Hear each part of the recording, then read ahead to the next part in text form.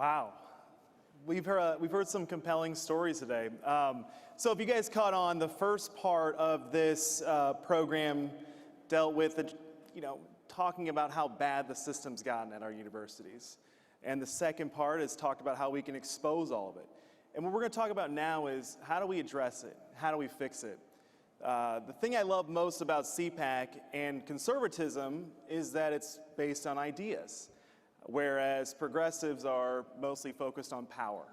So we're going to talk about some of the ways that conservatives on campus can take back some of that power that's been taken from them on campus so that they can express ideas and get to the heart of the situation. And we're joined here by Mark Trammell from the Young Americans Foundation and Representative Tim Hill from Tennessee. And these are two guys that have really led in the free speech movement on college campuses. So at YAF, you guys, what you do, right, is you bring conservative thought leaders and thinkers to campuses. And how's that been going? Have you guys been getting a lot of pushback? How do the universities treat you guys? Well, let me answer your question this way. I don't get Christmas cards from any college presidents. Yeah, they're not that favorable of bringing conservative ideas to campus. And when you say conservative, obviously, they're not kicking off conservatives, they're kicking out Nazis and racists and bigots, right? Not exactly. So as Spencer alluded to earlier, there's no one on campus more popular than Ben Shapiro. And I feel like every time we bring Ben Shapiro to campus, it's like the administrators lose their minds, right? We've talked a little bit about Berkeley, but I'd like to talk a little bit more about Berkeley.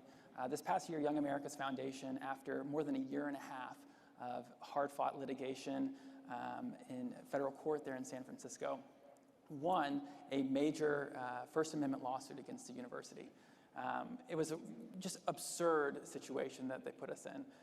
On 3 separate occasions in 2017, Young Americans Foundation sponsored conservative speakers to go to Berkeley.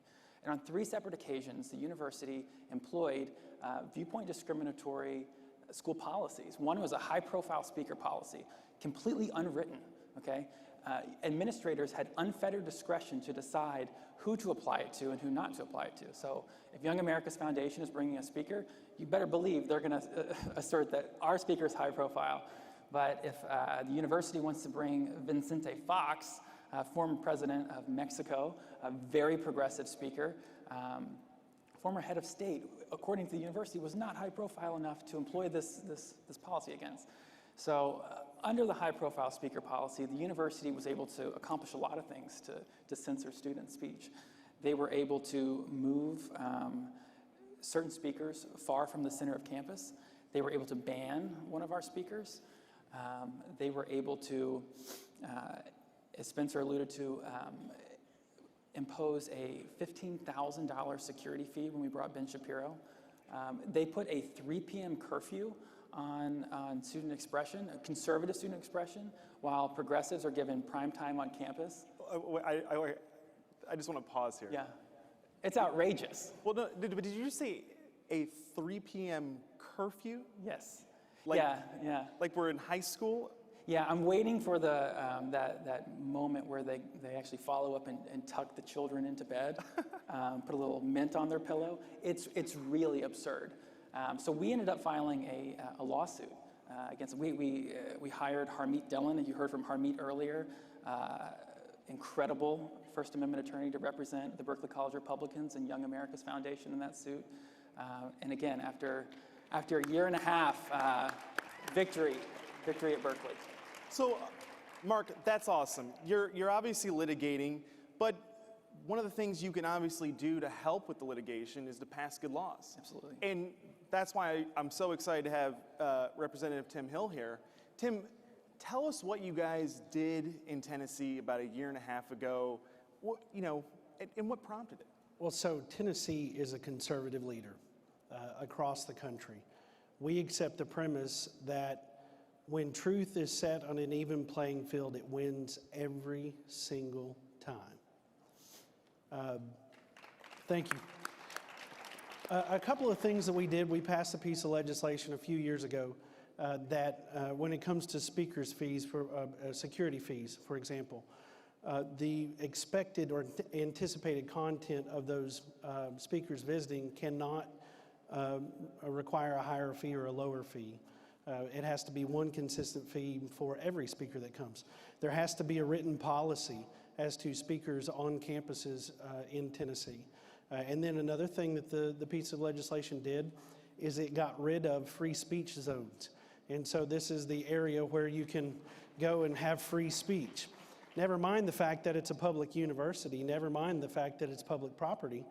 Last time. Can you just tell everyone what exactly is a free speech zone? Because I thought we were in America, right, and the whole country was a free speech zone. Well, it turns out Tennessee is an island of sanity in a nation that seemingly is going insane.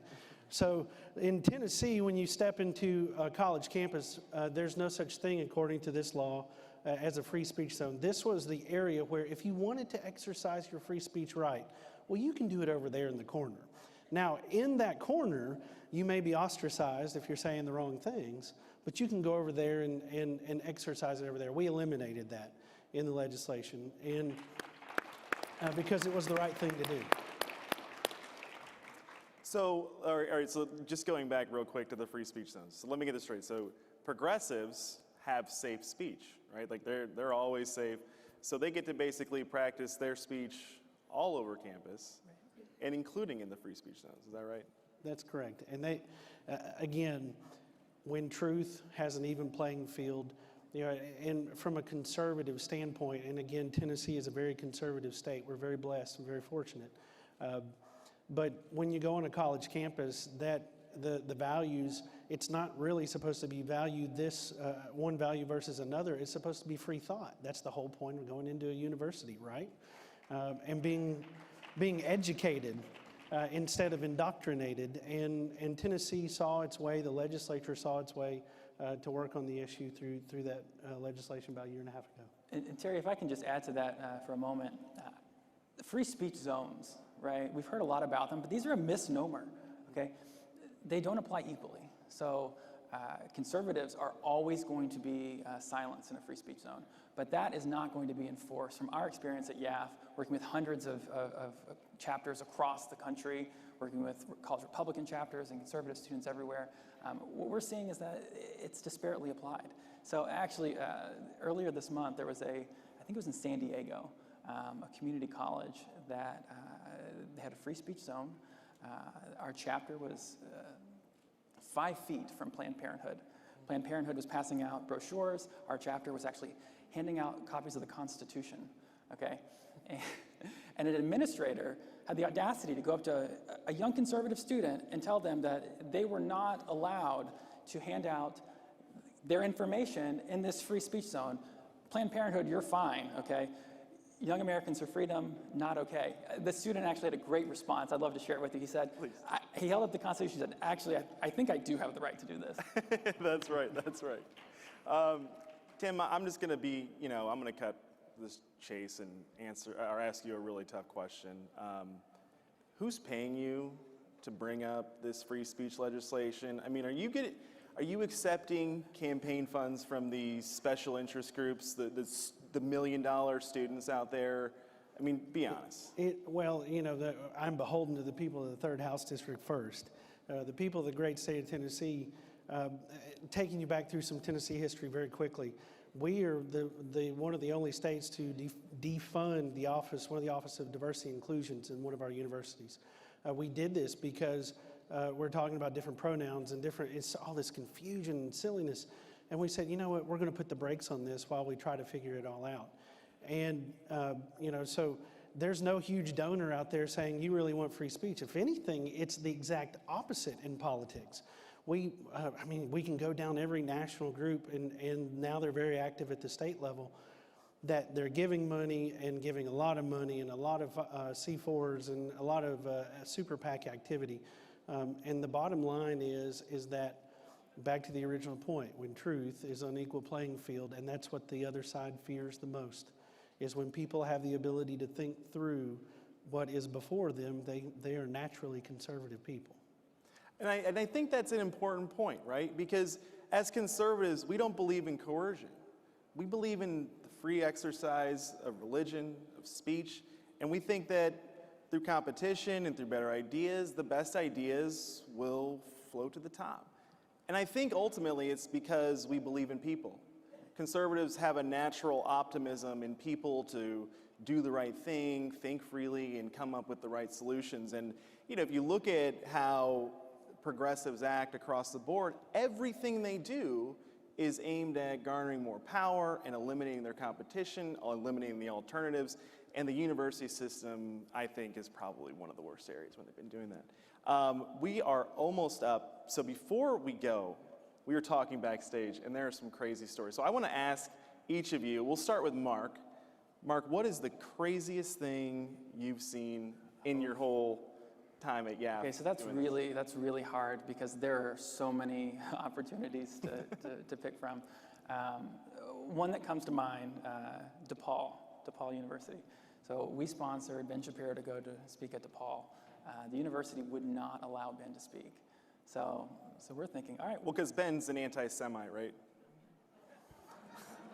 He's Jewish. Okay. He's Jewish, but that it hurts their narrative on that front. So we brought Ben to speak at DePaul. Ben's walking up to go onto campus, and the sidewalk that was really the border line of campus is lined with Chicago's finest police officers. Okay, so they have nothing better to do in downtown Chicago than to keep Ben Shapiro off campus. Well, I mean, to be fair, I've seen Ben Shapiro, and he's kind of jacked, right? I mean, he's 6'5", 250 pounds, all muscle. Mark, what's the craziest thing you've seen? Well, actually, one of the things that just happened in the Tennessee Capitol just a few days ago, our protesters, which have been coming every Monday night, right on clockwork, it's almost as if they're being paid to be there on certain times. But we actually had a protester break the plane of physical violence and got charged with assault after throwing coffee on our Speaker of the House and a very dear friend of mine who's actually my desk mate from West Tennessee. Our concern is that we battle in the realm of ideas. We're conservative, we're not angry about it, but we battle in the realm of ideas, and when it becomes physical, it's a whole different world. And we're so disappointed to see that, but it was a crazy day at the Capitol, to say the least. All right, guys, thank you. Have a great day, CPAC. Have a great life.